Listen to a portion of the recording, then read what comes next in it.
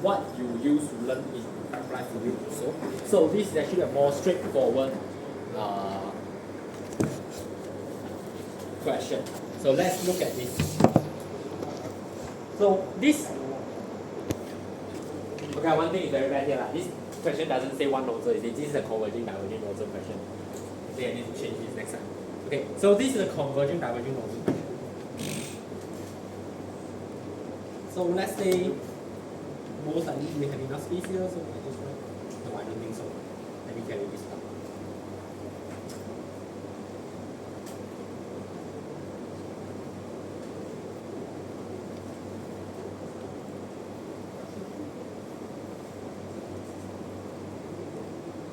Okay, so this is a converging diverging nozzle question. You are told that you need to calculate the throat and exit area. So you need to calculate A star here and also A2 here. Okay, that's what is 2, this is 1. To expand air at a rate of 4.5 kilogram per second. So mass flow rate of the air is 4.5 kilogram per second. From 830 kilopascal, 327 degrees Celsius into a space at 138 kilopascal. Neglect inlet velocity and also assume isotropic flow. So you know that P2 is 138 kilopascal. And since we are neglecting inlet velocity, it means that P0 is 830 kilopascal. T0 is 327 degrees Celsius. So that is the stagnation properties of B. So like I said, this will not be too different from what you used to do. This is the more straightforward question. Okay, so obviously, besides assumptions, the first step when you are dealing with all this kind of question is to check whether you get a choke flow here or not. Because that will determine how you analyze the question. Alright, so choke flow dependent on the P0 basically. So simply pretty much this. So we need to check. So we know that P star over P0 is supposed to be 5283. Okay, so if you check and you do P2 over P0, you will find that this is 0.166, so meaning we have a choke flow here.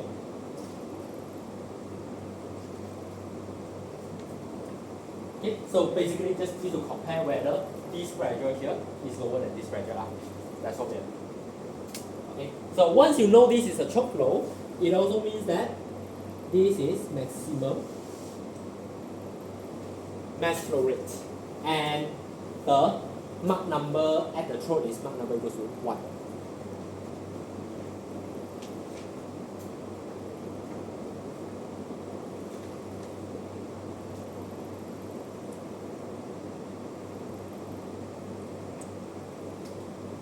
Okay, so of course, if you want to, you can actually use the maximum mass flow rate equation to find the A. I believe it is there.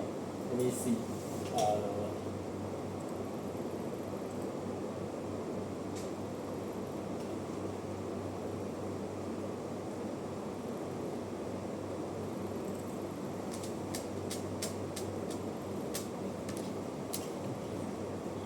Yeah, so if you want, you can use the maximum mass flow rate equation. You can actually find the A directly. But again, that by using the equation, it will be a little bit more prone to error, because that equation also by itself is a bit more complicated. So we can use the, so let me write down. So you can use this equation. So this equation is also given in the exam itself. I will try to upload everything that you need by tomorrow class.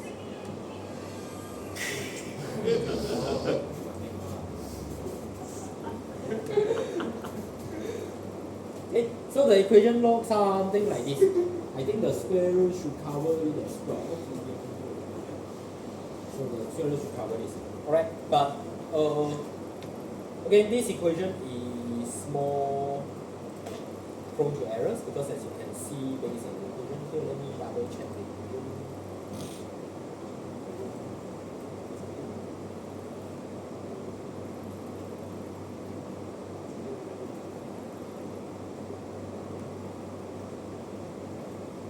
Yeah, the square root should cover.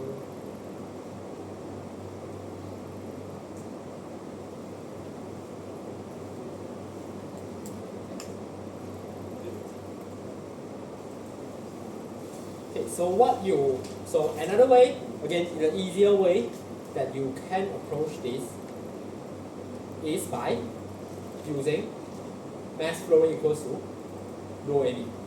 Okay, so that will be the easier way but slightly longer way.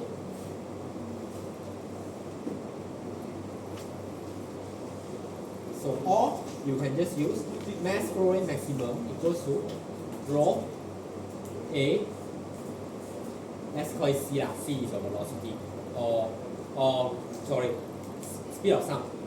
Alright, so at the throat, we know that next density.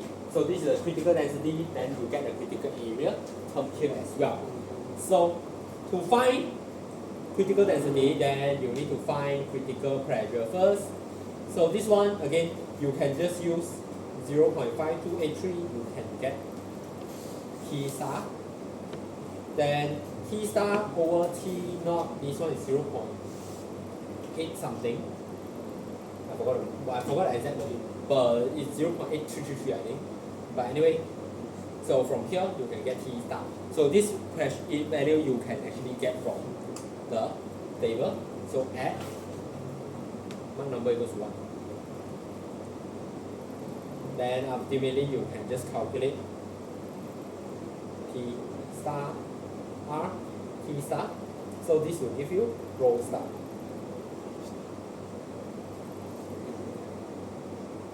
And then C is equal to square root KRT. So calculating this should give you A star. The answer should be around here. Or as given in the question in millimeter square.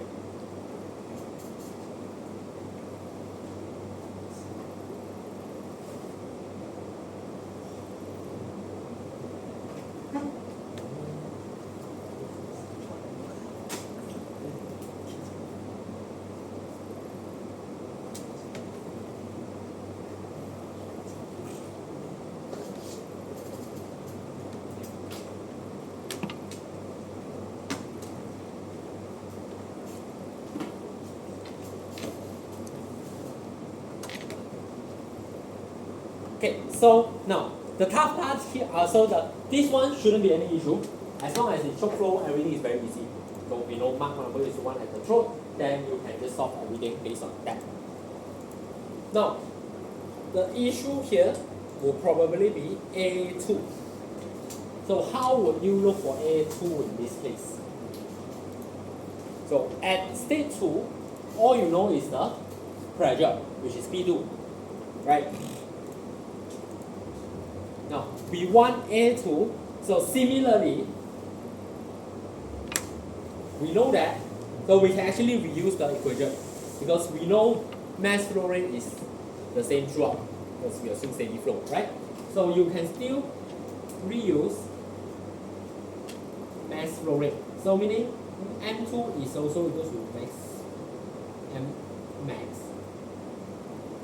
which means that rho 2A2 equals to velocity at 2. Okay, so we know A. So 2 will no longer be speed of sound. In this case, the speed of sound is always only here. So choke flow here will be supersonic flow. So, but the equation remains the same, right? Mass flow rate is still rho AB. So which means now we need A2. We need to find rho 2 and also V2. So for both of these at least, we know that we need T2 because from here you can see this equation. So for density, so you can see pretty much the whole equation is the same. So you can actually use P2 R T2 to give you P2, rho 2. Okay, but now issue is how do we find P2? So we assume isentropic flow, right? So if you assume isentropic flow, then we know that we have isentropic relation equation that you can use.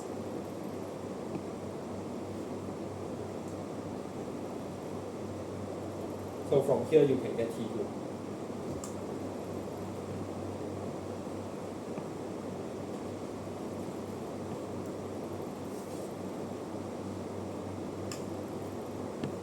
As for velocity, always remember that you have the stagnation temperature equation for velocity, whereby we know that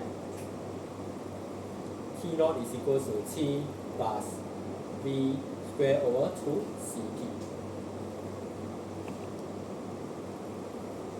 So in this case, this will be T2, this is V2. So move things around, you get square root 2 Cp T1 T naught minus T2.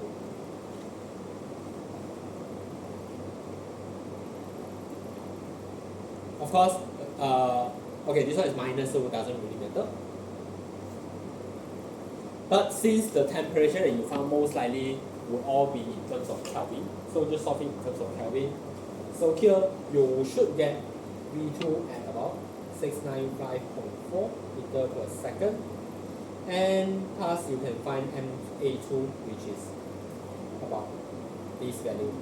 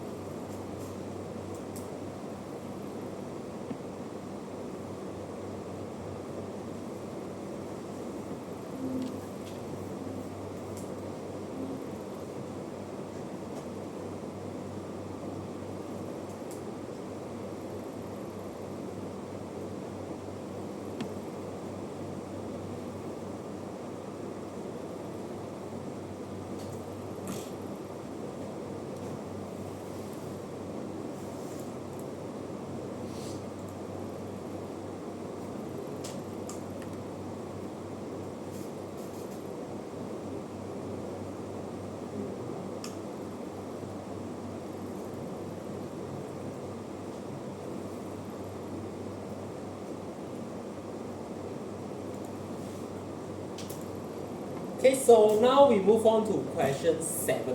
So problem 7. So problem 7 would probably be slightly different from what we know. Alright. So let's see this question. So as usual, beginning part, the reading of this question is actually about the same. A convergent divergent nozzle expands air at 689 kilopascal and 427 degrees Celsius into a space at 100 kilopascal. So this space here is 100 kilopascal. The throat area of the nozzle is 650 millimeters square. So your A star is 650 millimeters square, while the exit A2, so this time you are given both of these.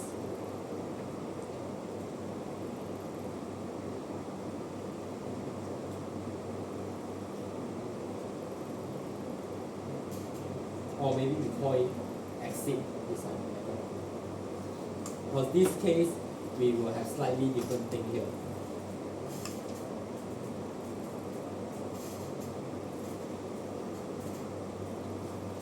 The exit velocity, so this time you are given an exit velocity. So I will, for this case, right, I am actually splitting the 2 and the 1, the 2 with the exit. So what do I mean by that is that I will call it the other name. So I call it VE, that's for example, equals to 680 meter per second. When the inlet velocity is negligible, so meaning here this is still P naught.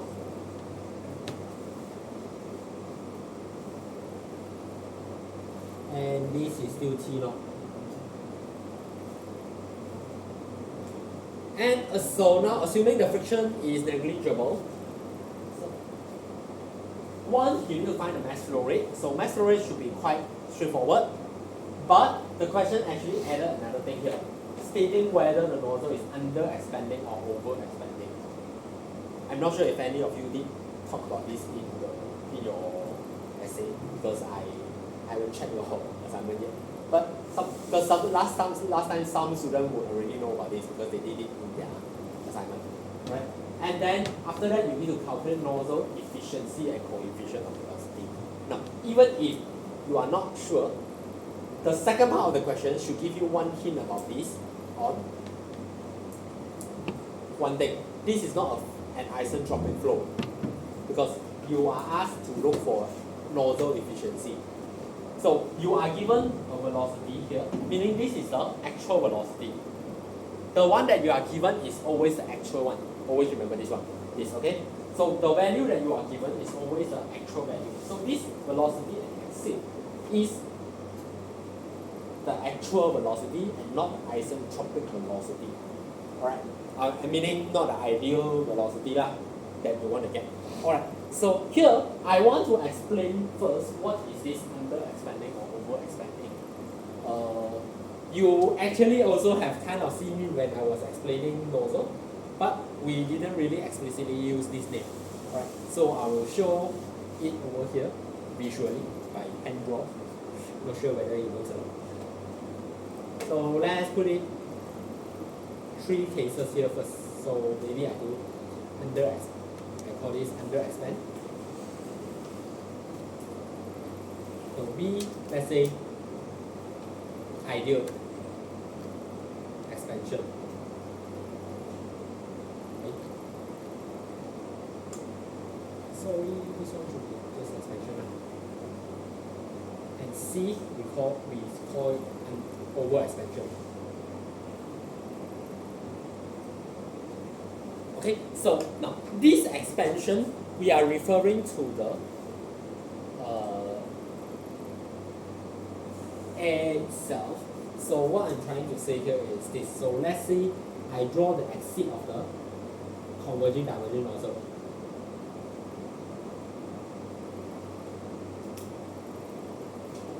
I didn't draw the converging part because for the converging part they are all the same. Okay, so for the converging part they are all the same, so I didn't draw anything. Okay, so we look at what we consider as the ideal expansion first. Okay, so for the ideal expansion, so let's say we call this line, this is the back pressure, okay, or the exit pressure. Okay, this is the exit pressure, and here this is the back pressure. So for the ideal expansion, we draw PB will actually equals to PXC. Okay, so this is the most ideal case. So whereby now the flow when it passes through the throat, right, it will start to expand. Alright, so that is what we call the expansion. So it will start to expand. So pressure, as it expands, pressure will slowly drop, right? Because of the pressure drop, that only the acceleration at the speed getting faster and faster, right? So as it expands, when it reaches the exit is exactly the same as the back pressure. So the flow that goes out will just be something like this, meaning the expansion of the flow is natural, right? It will just go through, no issue. So and now for now probably it doesn't look like anything to you, okay? Because it will just expand properly. So now we look at what we call under expansion first.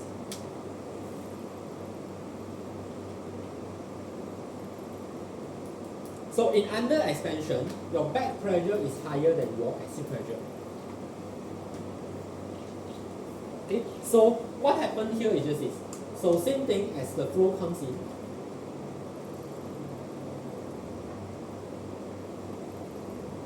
So what happens if the back pressure is higher than the exit pressure?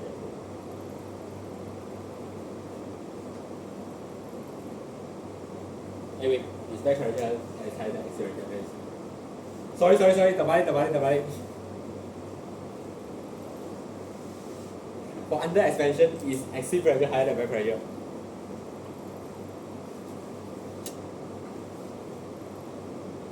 It means that when the flow leaves the nozzle, right, it can continue to expand. Because this pressure is still lower. Right, so when we expand, let's say it reaches this velocity, when it reaches here, the velocity can still go higher, but then that is after this. It is not directly at the exit of the nozzle. So directly at the nozzle, what we are trying to say here is the velocity that you get directly at the nozzle is not as high as it is supposed to be. So you're supposed to get this, but then you only get this much.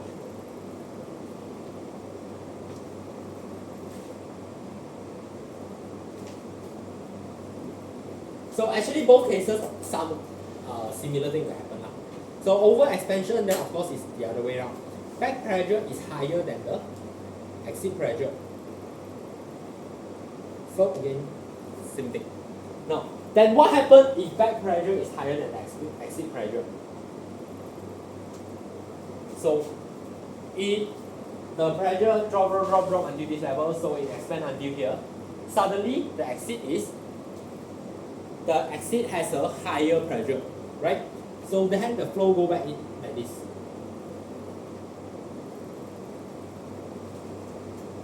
So that's why the name. So what we are trying to say with the naming here is this.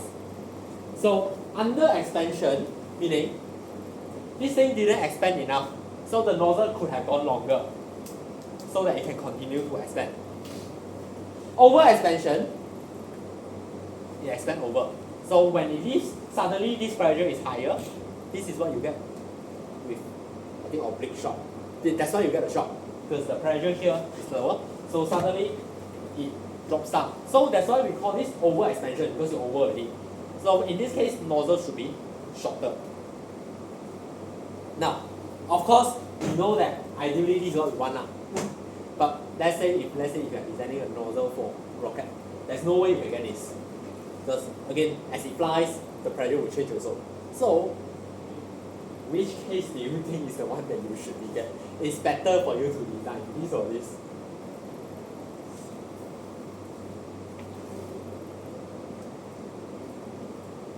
So both cases, you are not utilizing it to the full potential, the efficiency are not there. Of course, what you want is actually this one. You don't want to shock. Right? Shock is not something good. So you don't want this, because this it will create a shock wave. So under expansion is still better than over expansion. But in both cases, you are wasting some efficiency, wasting some of the energy, basically.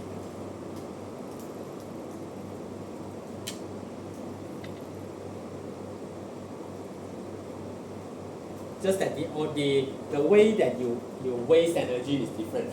So under expansion, you could have gotten more, but you didn't. This one, you expanded more, then ultimately you didn't get as much. So may I know back pressure, right? Is the pressure atmospheric, or is it like anything Back behind? pressure is anything behind. Basically, anything at the exit. But so exit pressure, when we say is exit directly at here. So this is due to, as it goes through we know that as we go through the nozzle, pressure will slowly drop. So right at the exit, that is exit pressure. Back pressure is the environment after that, depending on where you use. So let's say if you have space that is 0, so then if you use it here, then it's atmospheric pressure. So that is back pressure. Back pressure is the entire space. Exit pressure is right at the exit. So they have this difference. So when you have like all this coefficiency thing, then then pretty much we are saying these two are not the same thing. That's why just now when I was labeling this question, you will see that I label them differently. I put here as exit, but we have a P2 here. So this P2 is back pressure. This is the exit area and velocity. So again, the hint here, when like you cannot assume isentropic. There are two things. One would be if I give you an exit velocity, most likely it's because it is not isentropic. Because if isentropic, you can just calculate exit velocity. Secondly, here you can see question asked for nozzle efficiency, coefficient over velocity. Nozzle efficiency is V squared over V squared. So it means that you definitely has an ideal velocity, or an isentropic velocity, and an actual velocity. So the one given to you is actual velocity. Okay? So part 1, you should not have any issue solving actually, because regardless whether this is an actual or ideal, it is still the same type of question. Alright, so similarly, first you check this. Right, but if you check this, you will realize that this is a choke flow line. I will show this. So as usual, always check first, because if it is not a choke flow, then your analysis will not be the same. Alright, so question asks for maximum mass flow rate. So choke flow, you get maximum mass flow rate. So once again, you can either use equation, or just like the previous question, you look for T star, you look for T star, you look for density star, then mass flow rate equals to rho A C. So in this case, the A star is given to you 650 millimeters squared. Convert the unit to meter squared. C once again is just KRT. So C is square root KRT star. So these steps I didn't write out because they are the exact same steps as the previous question. Okay, as the question 6. So either you use this equation or don't do both, unless you got too much time you want to check. But if you want to check, then why use equation, right? So actually, you can check. So you either use this or you use this method. But you can also do both just to check your answer if you have time. The equation will be given because you have a formula sheet. Again, I will upload that. And then the table also, you have used it last semester also. The table should be exactly the same table that you get. So this table A, the two are in the formula sheet also. It is in the formula sheet. Okay, so from here you can get the maximum mass flow rate.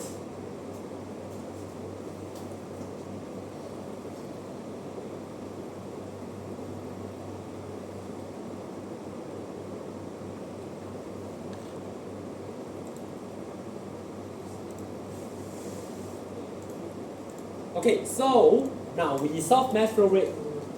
Second, part 2 of section 1, you need to find out whether the nozzle is under expanding or over expanding.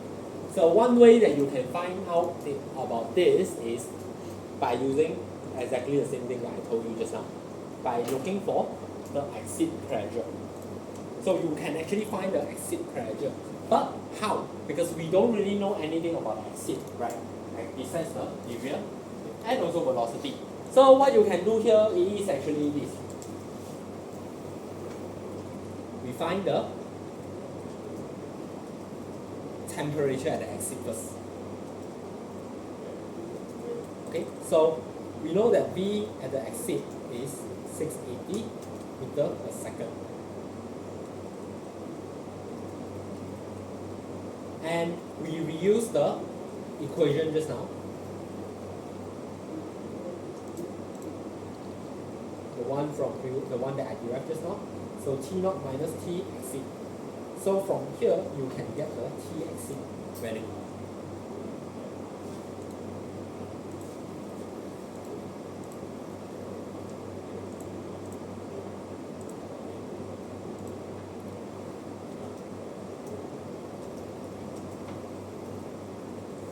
Actually, pretty much we are just reversing everything that we do. So,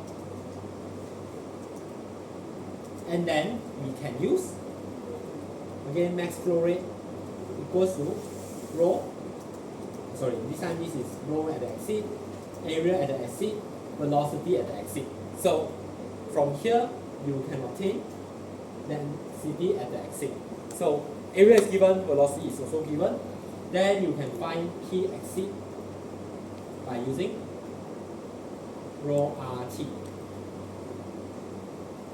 So from here you can get PE. So the P exit that you will get will be 139 kilopascal. So you compare to the back pressure or pressure at 2. Back pressure is 100 kilopascal. Exit pressure is higher. So this is an under expansion case.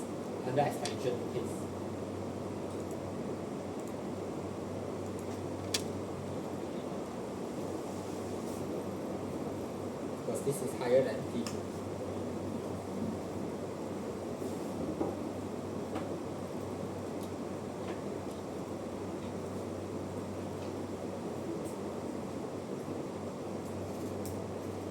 So again, you can see that our equation always revolve around the same thing. Mass equals to rho AV, the velocity 1 equals to square root 2 Cp delta T, then ideal gas equation. You can see that everything keep revolving around here.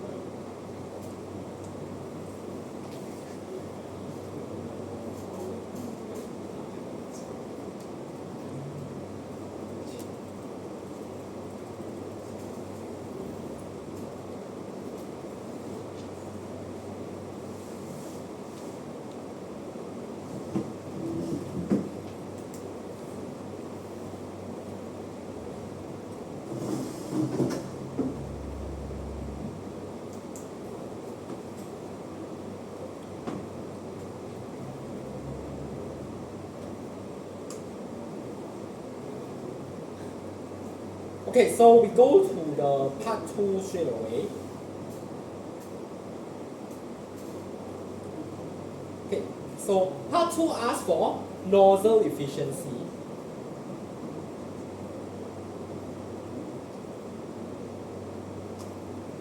And also coefficient of velocity coefficient. So these two equations are actually the same thing. Nozzle efficiency is V, let's call it V and Vs squared, while this is just VE over VES. So in this case, what is S? S is the isentropic version. So you can see that they are actually the same equation, just that nozzle efficiency has a square, coefficient don't have a square. So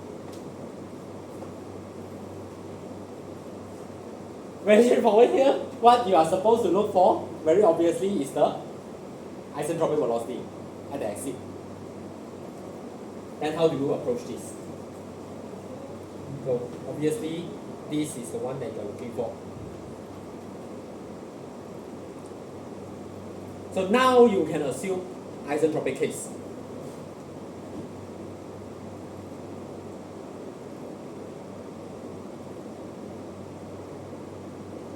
Or for ideal case, so we want to find V2. So we want to find VE, sorry. We want to find V, obviously, V equation we only have one, which is this equation again. So which means we need a new T. We are not going to use this TE because this TE is for the actual case. So to find T, again, so actually we are reversing everything. So to find T, you will probably need pressure, because again we say this isentropic case. So for isentropic case or ideal case, we assume that the exit pressure is equal to the back pressure. That is the ideal, most ideal case, isentropic case. So we can use this. So T naught over TES is equals to P naught over P2 this time. So this P2 is the back pressure. So here we assume P2 is equals to PE. So K minus 1 over K. We use the isentropic equation. So this will give you TES equals to the value. So you get the temperature. Then once you get the temperature, then you can find VES 2CP, again T naught minus TES.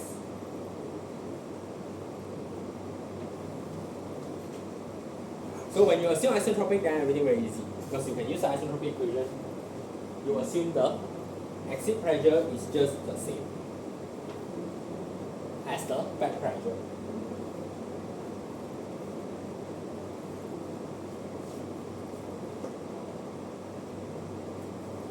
Oh wait, sorry, I think I said something wrongly. Let me check the calculation first. I don't think assuming back pressure is the correct answer. But let me check my calculation first.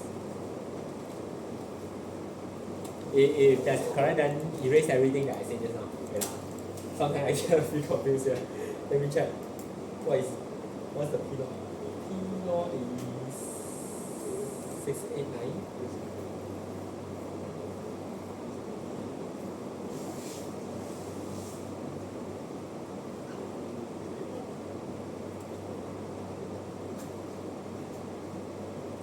What I write here is still correct, okay? It's just that maybe the value is a bit off if you follow what I said just now. Okay, T1, what is T1? T1 is 427.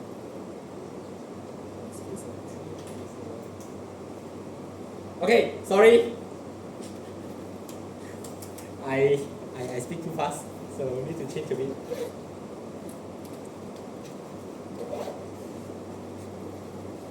Okay, isentropic case basically means you have no losses, right? No losses. So your PE cannot be P2. PE is still PE. Because your nozzle design doesn't change, meaning the pressure actually will still expand the same way. So this, you should use this PE instead. So at the exit, it is still 139 kilopascal. You use back 100 kilopascal, 39 kilopascal here. But the temperature you won't get the same answer as that TE anymore, because here when you use isentropic relationship, you are assuming isentropic case. So then you will get a new temperature. This temperature will be slightly lower than the actual temperature. So then you sub this in. So the step is still the same. Just that again the pressure won't change. So you cannot assume the pressure is the same as the back pressure, because back pressure drop is dependent on the length of the nozzle. It is not dependent on losses. So your nozzle is not long enough, remember it's not long enough whether it's isentropic or not. So exit pressure is still exit pressure. So this pressure is this pressure, okay? Is the one that you calculated, not P2. Understand? Do you have any questions here?